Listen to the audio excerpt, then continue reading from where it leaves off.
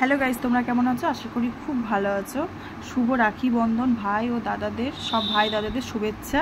তাই দুটো রাখি কেনা হয়েছে, একটা ভাইয়ের জন্য, একটা গোপাল ঠাকুরের জন্য। তা ভাই তো আসেনি, ভাইকে বললাম যে আয়, ভাই নাকি জ্বর এসেছে, সেজন্য ভাই আসতে পারলো না। প্রত্যেকবার দেওয়া হয়, কিন্তু দেখো এবার আর আসেনি। আর কি করা যাবে, না আসলে তার তো শরীর খারাপ, সেজন্য আসতে পারলো না। তা যাই হোক, গোপাল ঠাকুর তো পড়ানো হয়ে গেছে। তখন 8:30 বাজে। 8:30টার সময় বরকে বললাম যে চলো একটুখানি মেলাটা দেখে আসি বাড়ির কাছে।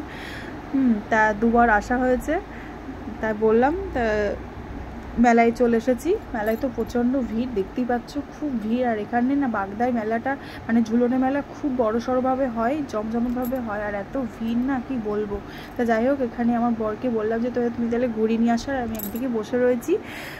তা হচ্ছে বাদাম কিনছে, বা আমার বর হচ্ছে বাদাম কিনতে এসেছে। বাদাম নেওয়া হয়ে গেছে, তোমরা দেখতে পাচ্ছ। আর আপনি দেখো আমি কোথায় বসে আছি। তা আমি আর তো ভিড়ের মধ্যে দিকে যাইনি। ওই দেখো আমি বসে ঘুগনি খাচ্ছি, ঘুগনি দোকানে, ওখানে বিশ্রাম ঘর, ওইখানে বসে ঘুগনি খাচ্ছি। এদিকে আর যাওয়া হয়নি, কেন 2 দিন ধরে গিয়েছি তো, আর আজকে আর যাইনি। আর খুব ভিড়ের মধ্যে, সেজন্য আমি আর গেলাম না। ওখানে একপাশে বসে আমি ঘুগনি খাচ্ছিলাম। তাই ওখান থেকে চলে আসলাম তোমার হচ্ছে দোকানে, তোমার হচ্ছে এগরোলের দোকানে এসেছি। তাই এখানে মুগলাইয়ের অর্ডার করেছি।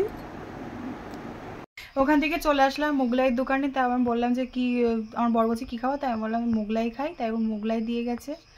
মুগলাই তো খেতে বসে গিয়েছি। তা ওইদিকে আমার সামনে আমার বড়ও রয়েছে, বড়ও খাচ্ছে।